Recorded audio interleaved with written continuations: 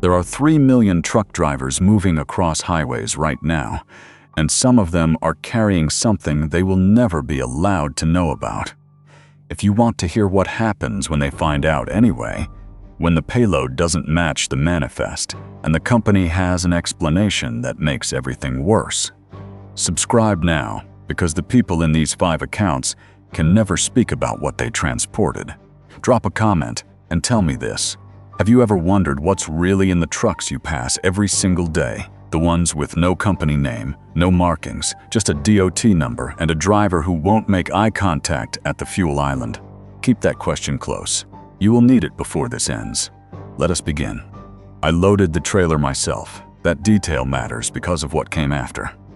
The shipper required driver-assisted loading for insurance purposes, so I stood inside that box for 90 minutes, watching forklifts place 42 pallets of commercial tile. Each one weighed 87 pounds, I counted them. The shipper's warehouse supervisor made me sign not just the bill of lading, but also a separate verified load affidavit confirming I had visually inspected every unit. I signed both. I watched him place the orange seal on the door, number TX44791B. I photographed it, standard procedure for high-value freight. Then I climbed into the cab and began the pull from Laredo to Denver. The route required 2 overnight stops. I planned them both before departure. First night at the TCA in Amarillo, second night at the Petro past Raton. I would arrive in Denver by 0600 on day 3, deliver by 0800, hook my backhaul, and start the return before noon. 13 years of driving had taught me that consistency prevents problems. I ran the same routes, used the same fuel stops, parked in the same spaces when possible. Predictability meant fewer variables. Fewer variables meant fewer inspections, fewer delays, fewer reasons for dispatch to question my methods. I was the driver they never had to track. My ELD logs never showed violations. My delivery windows were never missed. My truck never broke down because I maintained it before problems developed. Boring is profitable. Boring keeps you employed. I crossed into New Mexico at 1847 and felt the handling change. Trailers communicate. Weight distribution speaks through the steering wheel, through the way the rig responds to lane corrections, through how the drives grip coming out of curves. 42 pallets of tile create a specific center of gravity. I had been pulling that exact weight for 7 hours. The physics do not lie. But somewhere between the Texas state line and the first New Mexico exit, the balance shifted. Not dramatically, not enough to create sway or instability. Just enough that my fuel consumption estimate recalculated lower. Just enough that the trailer rode slightly nose-heavy instead of centered. I checked my mirrors. The seal was visible through the gap between the doors. Still intact, still orange. I could not read the number from the cab, but the color matched. I told myself weight perception is subjective, that road grade affects feel, that I was imagining differences that did not exist. I told myself this for 90 miles while my hands registered what my mind refused to accept. The Petro just past Santa Rosa appeared at mile marker 277. I had fuel to reach Amarillo, but I took the exit anyway. I backed into a parking space along the fence line, away from other trucks, and stepped out. The ground felt wrong under my boots. Not unstable, just wrong. I walked the length of the trailer, running my hand along the side panels, listening for anything that did not belong. Reefer units hum. Dry vans stay silent unless the cargo shifts. This one was silent. I checked the seal, TX44791B, photographed it again, identical to my first image. I compared them side by side on my phone screen. Perfect match. I opened the Truck Stop app and scrolled through security cameras. Some locations allow drivers to review exterior footage if there is a theft concern. This Petro had 4 cameras covering the lot. None pointed at my trailer. I went inside, purchased a coffee I did not drink, and asked the cashier if anyone had asked about my truck. She looked at me like I had asked her to solve a calculus equation. I returned to the cab, set my sleeper alarm for 6 hours, and did not sleep. At 0342, I gave up trying. I performed my pre-trip inspection under floodlights that turned everything the color of old teeth. Tires, airlines, glad hands, electrical connection, landing gear, seal, everything correct.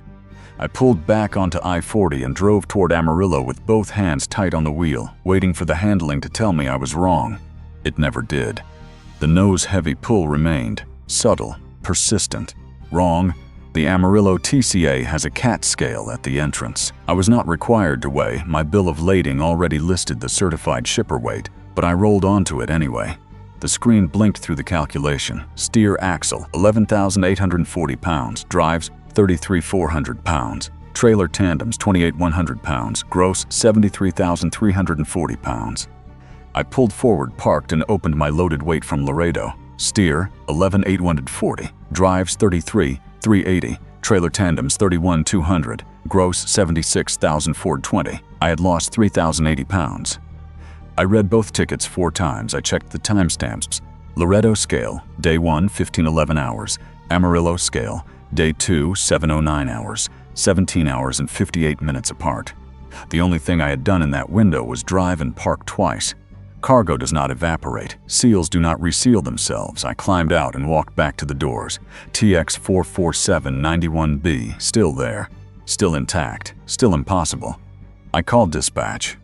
The night operator answered on the 7th ring, voice thick with something that was not sleep. I explained the weight discrepancy. She asked if the seal was broken. I confirmed it was not. She asked if I had opened the trailer. I confirmed I had not. She told me shipper weights and highway scales often vary due to calibration differences, and I should continue to delivery. I asked if a 3,000-pound variance was normal.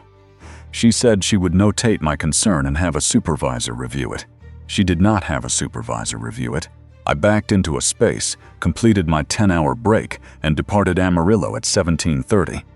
The handling felt lighter now, confirmed lighter. The truck accelerated faster, braked easier, took curves with less resistance.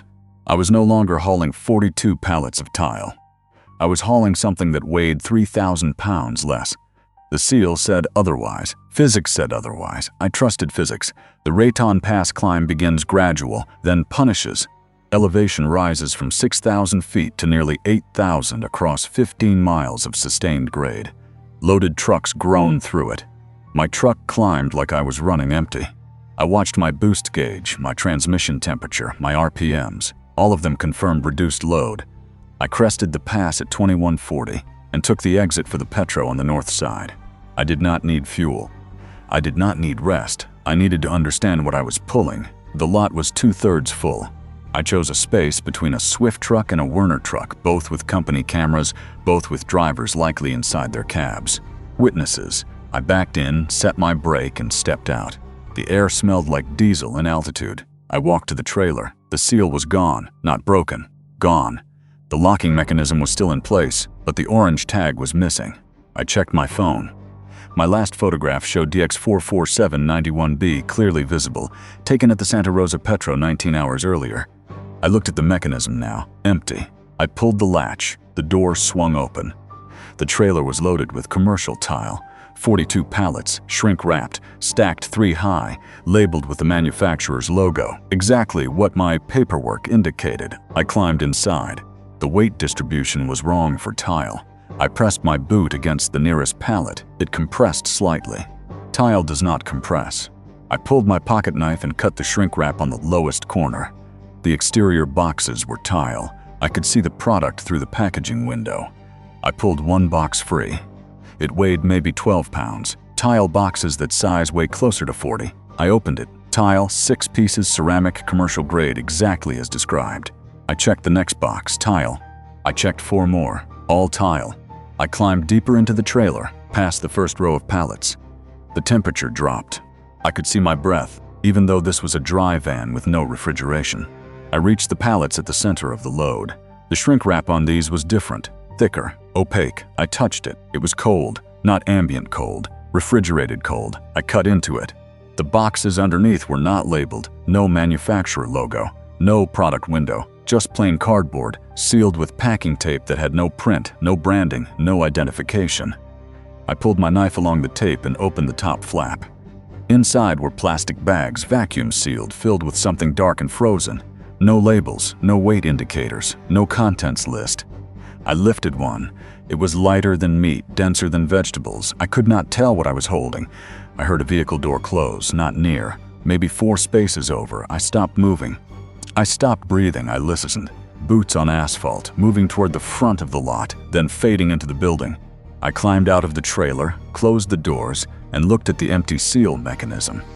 Someone had removed the original seal, opened the trailer, rearranged or replaced the load, and left it unlocked.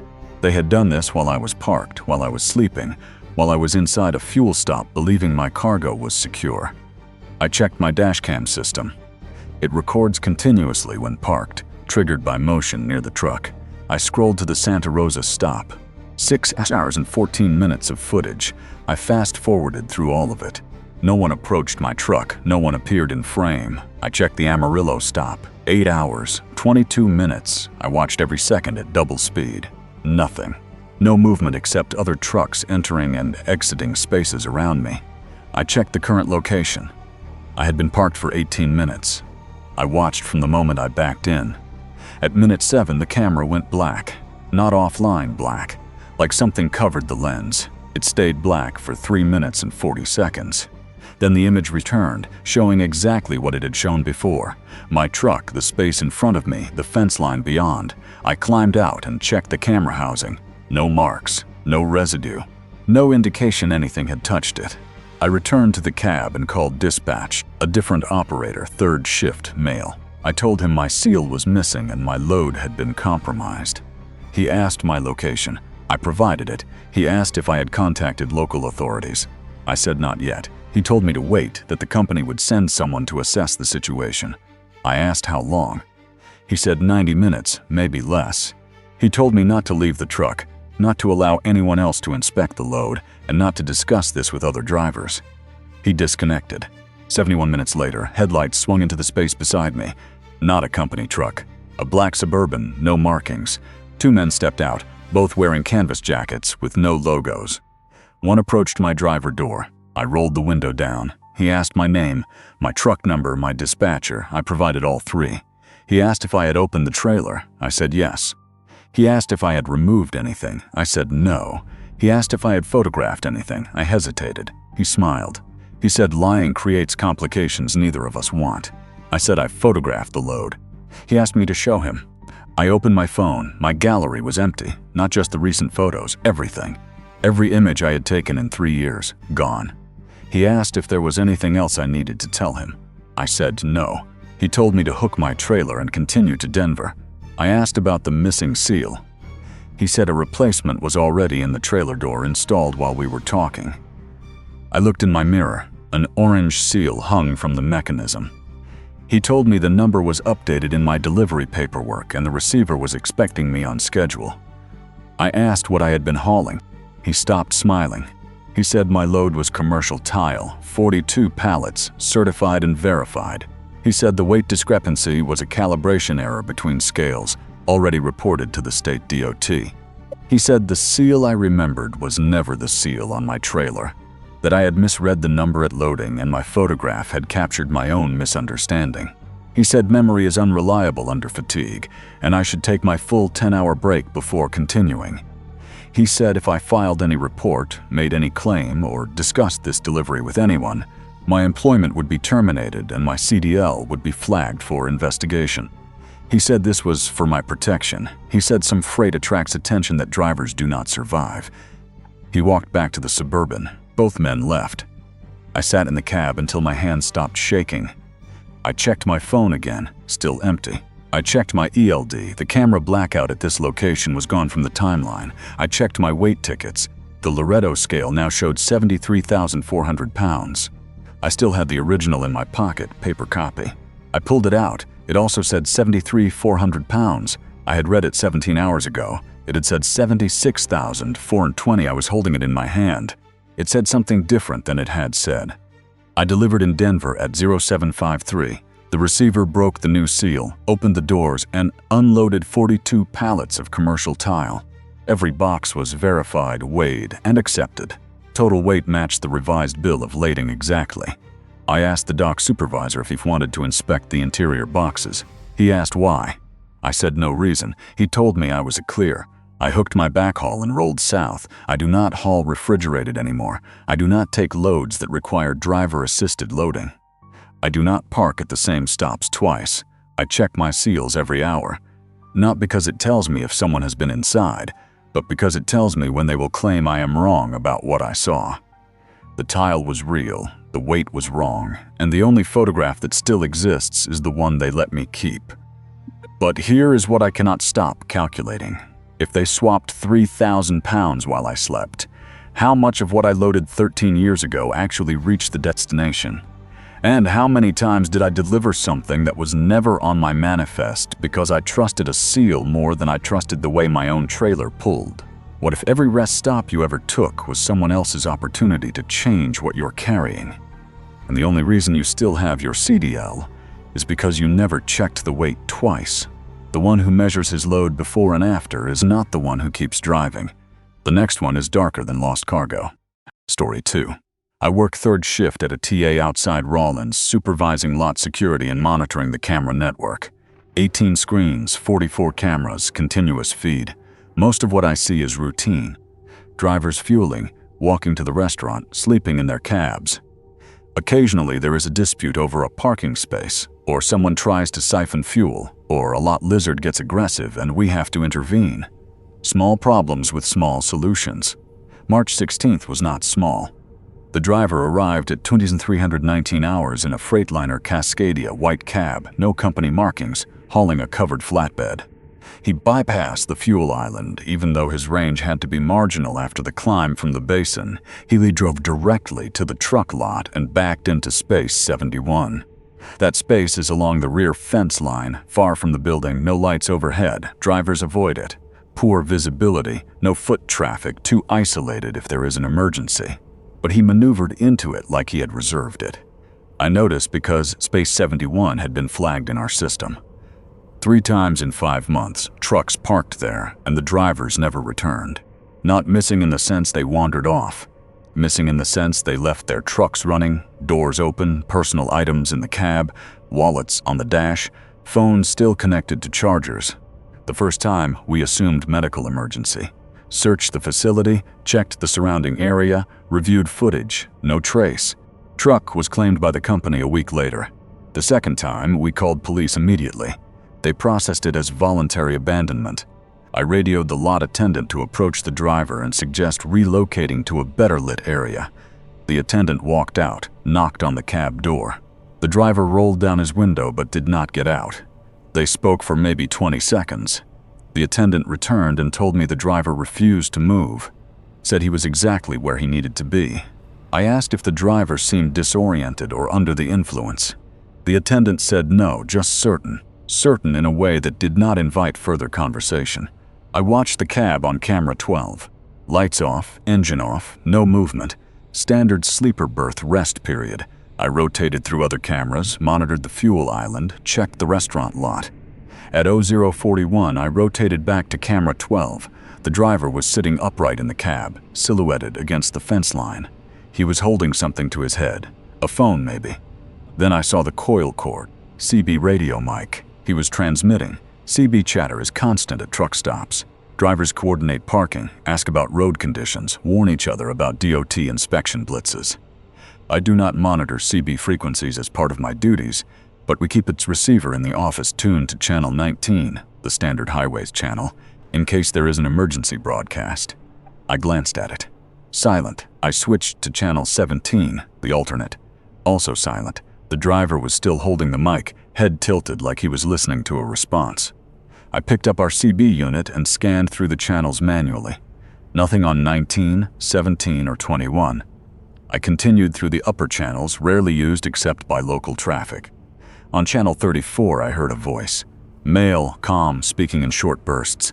I could not make out the words, but the rhythm was conversational. Someone responding to questions. I watched camera 12. The driver lowered the mic, waited, then raised it again and transmitted. The voice on channel 34 continued without interruption. I grabbed the incident log and noted the time, 0043. I wanted a record before anything escalated. Then I opened the camera archive and started a live recording of camera 12, isolating the driver's cab. If this turned into another abandonment, we would at least have footage of his final actions. At 0108, the driver opened his door and stepped out. He stood beside the truck, looking toward the northeast corner of the lot. He was not looking at anything specific. No other vehicles in that direction, no buildings, just empty asphalt and the perimeter fence. He stood there without moving for 3 minutes. Then he climbed back into the cab and closed the door. The CB in our office activated, channel 19. A voice, clear and undistorted. "This is the Cascadia in 71. Anyone monitoring? I need confirmation on something." I picked up the mic. "This is Rawlins Security. Go ahead." Pause. 5 seconds. Then, "What time is it?" I looked at the clock. 01:13 hours. Another pause. "Longer this time. You are certain?" "Affirmative." 01:13, March 17th. The driver did not respond. I watched camera 12. He was motionless in the cab, mic still in hand. Then the transmission came again, different voice, same channel. "Cascadia 71, do not trust the clock. You are further along than they are telling you." I keyed the mic immediately. "Identify yourself." Silence. I switched back to channel 34. The calm voice was still transmitting, uninterrupted. I listened closer. The words were clipped like instructions. "Proceed to the northeast junction and wait for visual confirmation." I switched back to channel 19. Empty. At 0121, the driver exited his cab again. This time he walked, not toward the building, toward the northeast corner of the lot, the area he had been staring at earlier. I radioed the lot attendant. "Subject from 71 is on foot, heading to perimeter fence. Follow at distance. Do not engage unless he attempts to exit the property." The attendant acknowledged. I watched camera 8, which covers the northeast lot. The driver walked with purpose, hands in his pockets, shoulders forward. He reached the fence and stopped.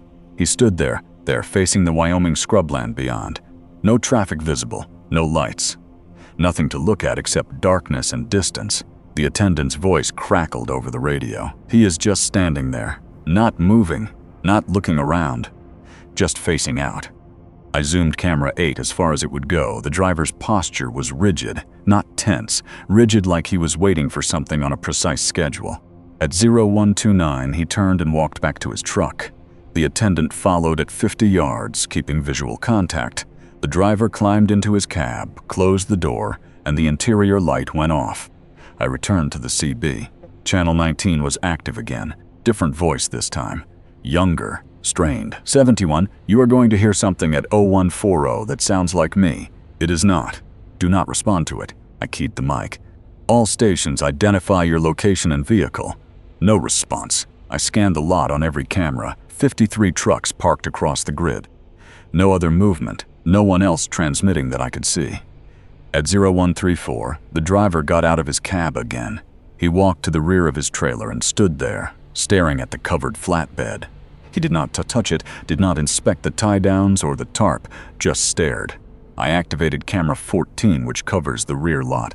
The angle was poor, mostly shadows, but I could see his outline. He remained there until 139, then returned to the cab. At 0140, channel 19 erupted. A voice, screaming. Words I could not distinguish, just raw sound, panic without language. It lasted 8 seconds. Then it cut off. I keyed the mic. All stations, report status. Silence. I switched to the PA system and made an announcement across the lot. Attention all drivers. Security is conducting a welfare check. If you require assistance, approach the main building or contact us on channel 19. No one approached. No one responded. The driver in 71 did not react. He sat in his cab, visible now because he had turned on the dome light. He was writing something. I could see his hand moving across paper. A logbook, maybe. Or something else. At 0147, my office phone rang. Internal line from the fuel desk. The night cashier. Her voice was tight. "There is someone on the CB asking for you by name." I felt my skin go cold. "What channel?" 19. I picked up the CB mic. "This is Rawlins Security." The voice that responded was the calm one from channel 34. "You have been watching 71 for 28 minutes. Stop." I did not reply. "He is following a sequence. Your interruption creates deviation. Deviation creates complications. Neither of us survive." I put the mic down. I did not key it again. At 0153, the driver started his engine. I watched camera 12. He sat there, engine idling, no lights. Then he turned on his headlights, put the truck in gear, and pulled forward out of space 71. He did not exit the lot. He circled slowly through the rows, driving between parked trucks, looping around the perimeter. I followed him across cameras 6, 9, 14, 8, 12. He completed the circuit and returned to space 71. He backed in, exactly as before, and shut off the engine. The CB activated. Channel 19. The driver's voice, I recognized it from earlier. Security, I need you to review your footage from 0041. I opened the archive and pulled up camera 12, 0041 timestamp. I watched the driver sitting in his cab holding the CB mic. But this time I noticed something I had missed during the live feed. The CB unit on his dash was off. The power light was not illuminated. He was holding the mic to a radio that was not transmitting. I rewound further to 2319 when he first parked. I watched him back into space 71, set his brake, and reach for the CB. He turned it on. The power light came on. He adjusted the channel selector. Then he picked up the mic and spoke. I could not hear his words, but I saw his lips move. He lowered the mic, waited as if listening to a response, then transmitted again. I checked the CB receiver in my office. At 2319, there had been no traffic on any channel. I reviewed my own notes. I had scanned the channels at 0043 and found him on channel 34, but at 2319, he was already talking to someone. I pulled the recording from channel 34 and isolated the audio. I played it back. The calm voice I had heard was giving instructions, turn-by-turn directions. Exit the interstate at milepost 215. Proceed north on surface roads. Fuel at the Conoco before the climb. Do not stop until Rawlins. Park in space 71. The timestamp on the recording was 0043, but the instructions described a route the driver had already completed. He arrived at 2319. The transmission guiding him here occurred 4 hours after he parked. I played more of the recording. The voice continued. At 0108, exit the vehicle. Visual confirmation required. Return to cab. At 0121, walk to northeast perimeter. Wait 7 minutes. Return to cab. Every action the driver had taken, described in a transmission that occurred after he had already done them. I checked the CB unit's diagnostic log. Our receiver timestamps every transmission it detects. Channel 34, first activity, 0043, no earlier traffic. I cross-referenced the driver's actions from the video timeline. Match. Perfect match. He performed every action described in a transmission he could not have heard yet, unless he had heard it earlier, on a recording, or a delay. I scanned back through Channel 34 archives, searching for any previous transmission of the same content. Nothing. I expanded the search to all channels. Nothing. The driver's voice returned on Channel 19. Security, you found the timestamp problem. I picked up the mic. Explain what you are doing. I'm not doing it. It is being done. The voice on 34 is mine, but I have not transmitted on 34. I have only listened. Who is transmitting? I do not know. But the instructions are accurate. I followed them exactly, and I arrived exactly when and where they said I would. Why space 71? Long pause. Because the last 3 drivers who parked here heard the same transmissions. I felt the room tilt. How do you know that? I am the 4th. I was told there would be a 4th. I zoomed camera 12. The driver was facing forward, hands on the wheel, posture unnaturally still. I keyed the mic. Who told you? The voice on 34. 4 hours from now. I checked the timestamp. 0206. I opened a new recording window and set it to capture channel 34 starting at 0606, 4 hours ahead. Then I returned to the current feed.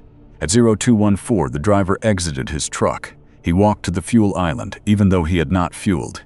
He stood beside pump 6, looking back towards space 71. The angle was wrong. He could not see his own truck from there. He stood for 2 minutes, then returned. At 0229, every light in his cab went dark. Engine off, dome light off, headlights off. Camera 12 showed only the faint outline of the truck against the fence. At 0237, the dome light came back on. The driver was not inside. The cab was empty. I radioed the lot attendant. Locate the driver from 71. Last visual was 0229, now he is not in the cab. The attendant searched the lot on foot, checked the restaurant, the showers, the fuel desks, the gaming area. No one matching the description. I reviewed every camera. No exit from the cab, no movement between 0229 and 0237. But the light came on, and the driver was gone. At 0401, he reappeared. Camera 12 showed him climbing into the cab from the driver's side. as if he had been outside the vehicle the entire time. But no camera captured him exiting. No camera captured him walking anywhere. He simply was not there, and then he was. He picked up the CB mic. Channel 19. Security, I need you to confirm something. I keyed the response. Go ahead. What time is it? I looked at the clock. 04:02. Silent. I lost 90 minutes. You exited your vehicle at 0229. You returned at S0401. 92 minutes. I do not remember exiting. I did not respond. His voice came again, quieter. Did you see where I went? I reviewed the footage again while he waited. Every camera, every angle. No visual. Negative. You were not captured on any camera between 0229 and 0401, but I came back. Affirmative. From where? I had no answer. NL447, channel 34 activated. I recognized the calm voice immediately. Cascadia 71, your sequence is nearly complete. At 0620, you will receive final instructions. Follow them exactly. I checked the timestamp, 0447. I checked the scheduled recording set to capture channel 34 at 0606. Still 99 minutes away at 0620, the driver's CB activated on channel 19. His voice, but different, flatter, exhausted. This is 71. I am transmitting my route on channel 34 for the next driver. If you are hearing this, you are already in the sequence. I switched to channel 34. His voice again, the same flatness, giving turn-by-turn instructions. Exit the interstate at milepost 215. Proceed north on surface roads. Fuel at the Conoco before the climb. Do not stop until Rawlins. Park in space 71. The exact instructions I had heard at 0043. Transmitted now at 0620 in the driver's own voice, describing a route he completed 9 hours earlier. The recording I had scheduled for 0606 captured all of it, and the audio analysis confirmed voice pattern match. But the driver transmitting at 0620 sounded like someone who had already lost the 90 minutes he could not explain. And the instructions were not predictions. They were recordings being sent backward, so the next driver would follow the same sequence into space 71, where 3 others vanished, and the 4th just created the loop by becoming the voice that guided him there. If your CB receives directions from your own future voice, how do you know whether you are still driving towards something, or already trapped in what comes after? And when the transmission timestamp is 4 hours ahead of the moment you are hearing it, who drove the 90 minutes your camera never recorded? The one who follows his own instructions is not the one who parks in a different space. What comes after this is something worse than transmissions from hours you haven't lived. Story 3. The pre-pass transponder mounted on my windshield has saved me 400 hours over 6 years. It communicates with way station sensors, transmits my credentials, and grants bypass authorization without stopping. Green light means roll through. Red means pull in for inspection. The system logs every crossing, every station, every timestamp. The data is absolute. Until May 2nd, I had never received a violation. On May 2nd, I received 17. The first alert came through at 14:20 hours while I was westbound on I-80, approaching the Rawlins scale in Wyoming. My phone vibrated with a text from pre-pass enforcement. Violation notice. Failed to enter port of entry. Laramie Poe, 14:07 hours. Fine $300. I read it twice. I had passed the Laramie station at 13:20, eastbound 13 hours ago during the first leg of my route. I was now heading west on the return. I had not approached Laramie again.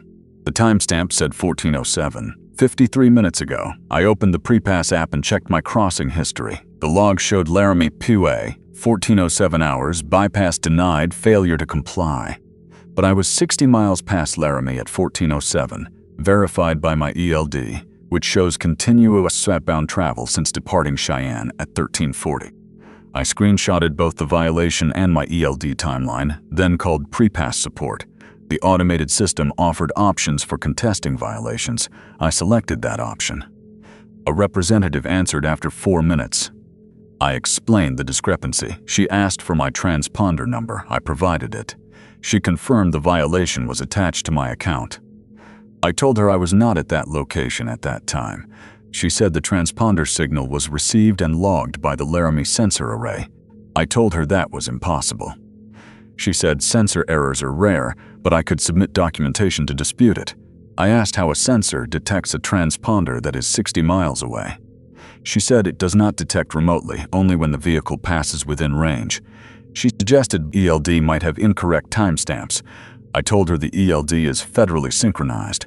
She said I could file a formal dispute within 30 days. I disconnected. My phone vibrated again. New violation, Evanston Poe, 1344 hours. Failure to enter when directed. Fine $300. I checked my location at 1344. I was in Cheyenne, 80 miles southeast of Evanston, hooked to my trailer and conducting my pre-trip inspection. I had not departed yet. I opened the pre-pass log. Evanston Poe, 1344 hours, bypass denied, failure to comply. The system recorded my transponder at a station I had not reached. I pulled onto the shoulder and opened my entire crossing history for the past 72 hours. May 1st, 062, Rock Springs Poe eastbound, bypass granted.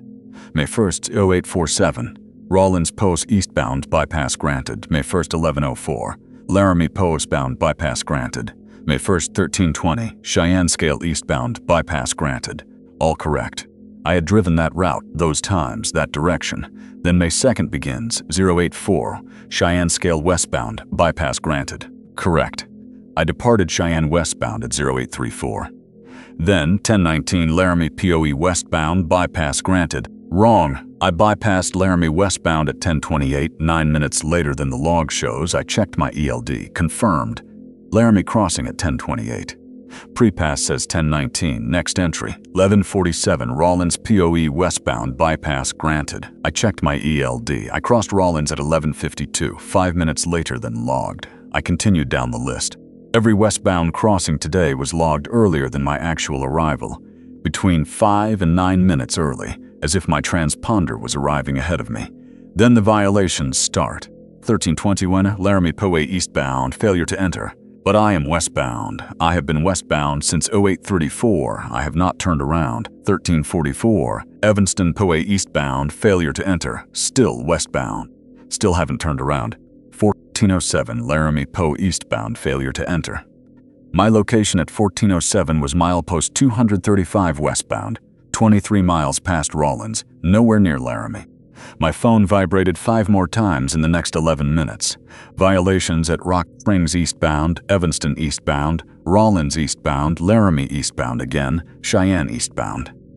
Every station I had passed westbound this morning was now generating eastbound violations in reverse order, as if something was retracing my route backward while I continued forward. I called pre-pass again, different representative. I explained the pattern. He accessed my account and confirmed he was seeing the same violation series. I asked if transponder cloning was possible. He said the devices use encrypted rolling codes. Cloning is theoretically impossible. I asked if another vehicle could be transmitting my credentials. He said that would require physical access to my transponder to extract the encryption seed, which resets every 72 hours. I asked if there had been similar reports. He paused. Then he said he would escalate this to the technical team and someone would contact me within 48 hours. I merged back onto the highway and continued west. At 1441, I approached the Rawlins scale. The pre-pass light on my visor turned green, bypass granted. I rolled through without stopping. At 1448, my phone vibrated. Violation, Rawlins Poe eastbound, 1441 hours, failure to enter, fine $300. I was at Rawlins at 1441. Westbound, the system granted me bypass. But the violation says I bypassed eastbound at the exact same moment. I took the next exit and turned around. I drove back to the Rawlins scale, pulled into the parking area, and walked into the scale house. The officer at the desk asked if I needed assistance. I explained I had received a violation for the station I was currently parked at. He asked my truck number. I provided it. He entered it into his system. He said there was no record of a violation issued to that number today. I showed him my phone. The violation text clearly listed Rawlins POE, my transponder number, 441 hours. He looked at his screen again. He said his system showed my transponder crossing westbound at 1441. Bypass granted, no violation. I showed him the text again. He suggested I contact pre-pass directly because nothing in the state enforcement system supported the violation. I walked back to my truck. My phone vibrated. Violation, Rawlins westbound, 1503 hours, failure to enter, fine $300. The timestamp was 4 minutes ago. I was parked in the Rawlins Po lot 4 minutes ago. I am still parked here. I checked the pre-pass log. Rawlins PE westbound, 1503 hours, bypass denied, failure to comply. The system recorded me bypassing the station I am inside. I opened my door and looked at the transponder on my windshield, solid green light, indicating active communication with the sensor array. I unplugged it. The light went dark. I waited 60 seconds, then plugged it back in. The light turned green again. My phone vibrated immediately. Violation, Rawlins Po westbound, 1509 hours, failure to enter. I unplugged the transponder again and left it disconnected. I walked back into the scale house, the same officer. I asked if their sensors showed my transponder as active. He checked. He said yes, active signal, currently transmitting. I told him I had unplugged the device 2 minutes ago. He said his system showed continuous active transmission. I walked back to my truck, opened the door, and looked at the transponder. Unplugged. Cable disconnected. No power. I held it in my hand and carried it back into the scale house. I showed the officer. Unplugged. He looked at his screen. He said the system still showed an active signal from my transponder number. He said that should not be possible. He called his supervisor. The supervisor arrived and reviewed the situation. He accessed the sensor logs. He confirmed an active transponder matching my credentials was currently being received. I held up the unplugged device. He asked if I had a secondary transponder installed. I said no. He asked if anyone else had access to my credentials. I said no. He pulled the camera footage from the westbound lane. He played the recording from 1441 when I received the first simultaneous violation.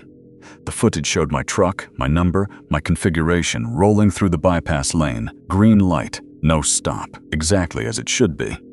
Then he reversed the footage and played the eastbound lane from the same timestamp, 1441 hours. A truck appeared in frame, same make, same model, same number on the door, my number. It rolled through the eastbound bypass lane without stopping. He paused the frame. I looked at the truck. Identical to mine. White Freightliner Cascadia, number 306 on the door, same company logo, same trailer configuration. But the driver visible through the windshield was wrong. I could see his outline. Larger build, heavier, different posture. I am 170 pounds, slim frame. The driver in that footage was at least 220 thick through the shoulders. The supervisor asked if I recognized the driver. I said no. He asked if my company operated other trucks with the same number. I said no, fleet numbers are unique. He played more footage. 1503 hours, westbound lane, my truck rolling through. I was parked in the lot at that time, but the footage showed me on the road. He switched to the eastbound footage, same timestamp.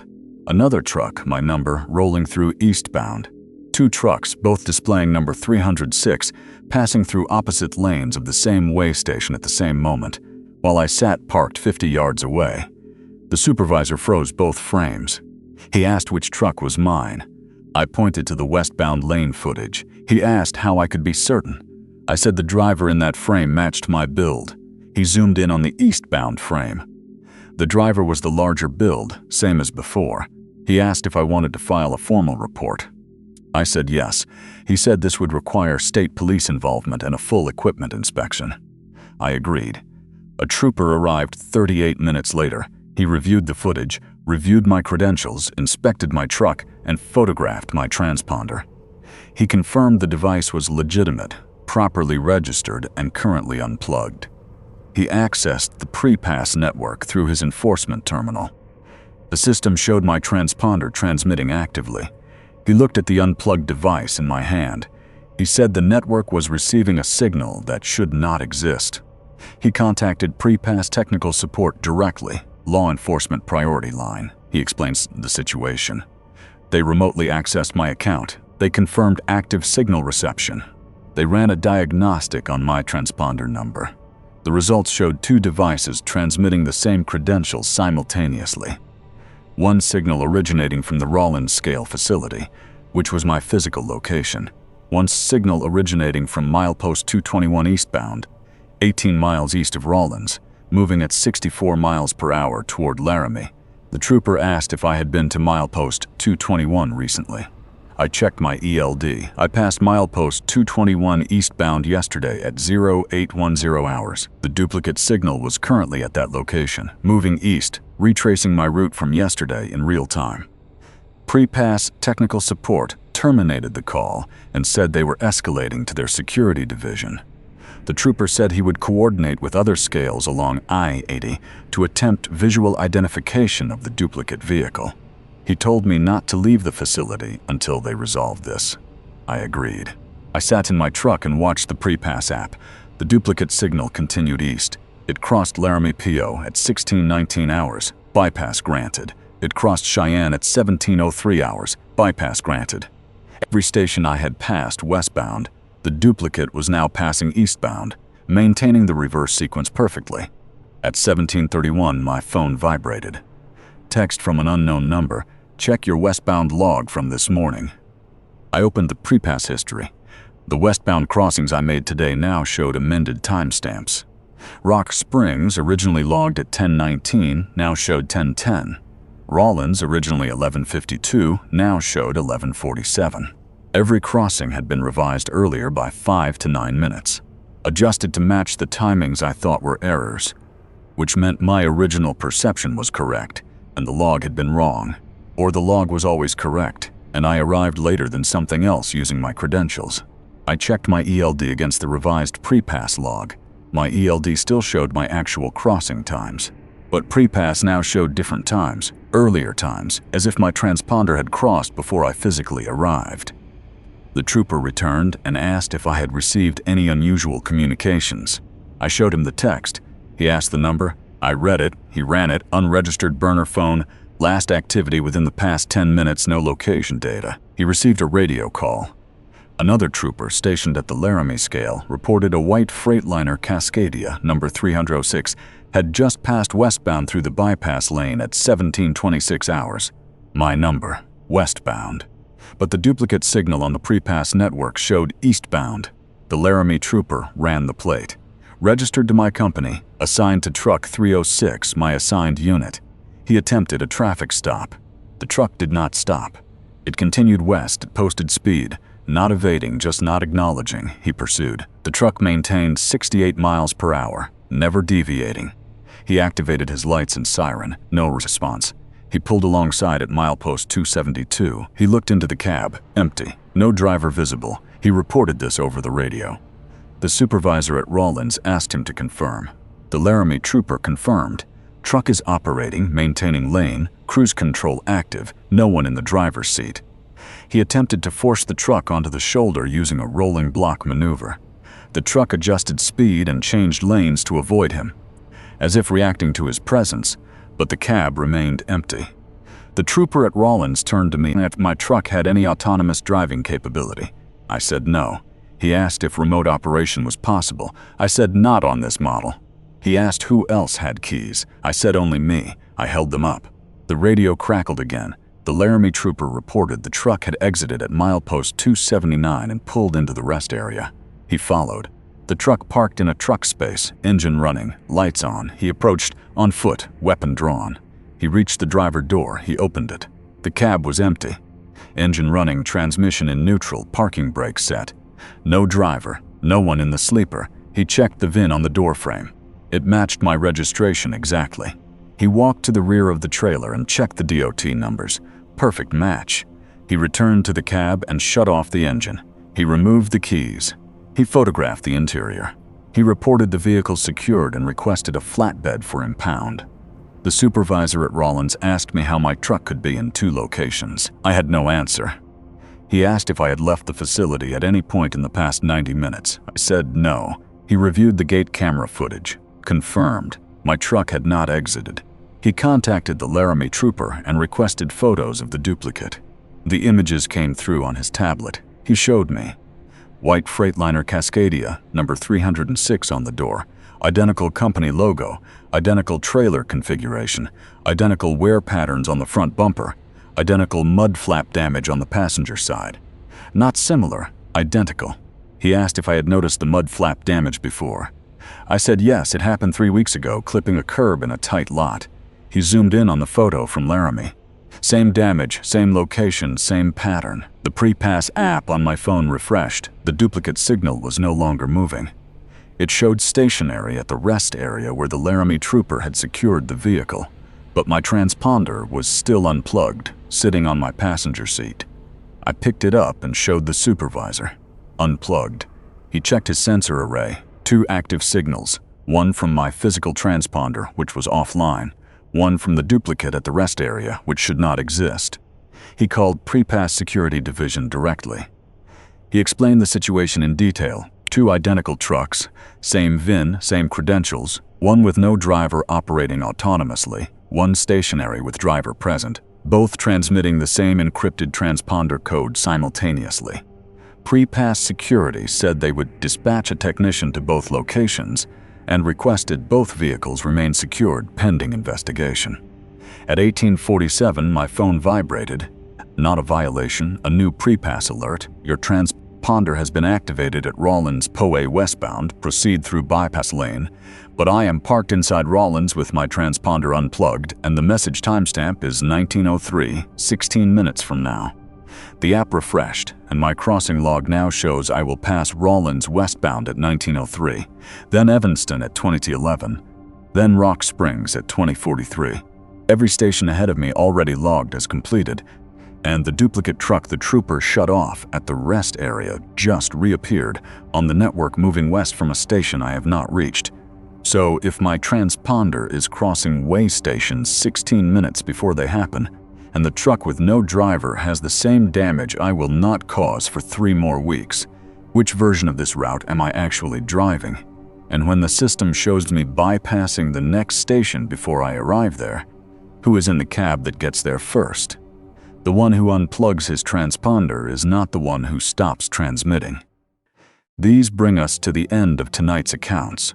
But before you go, there is something you should understand about the transportation industry.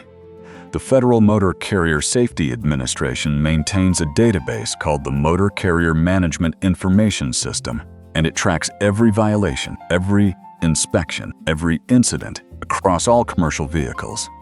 But the system has a classification code that appears in roughly 2% of all entries. Administrative error, unable to verify.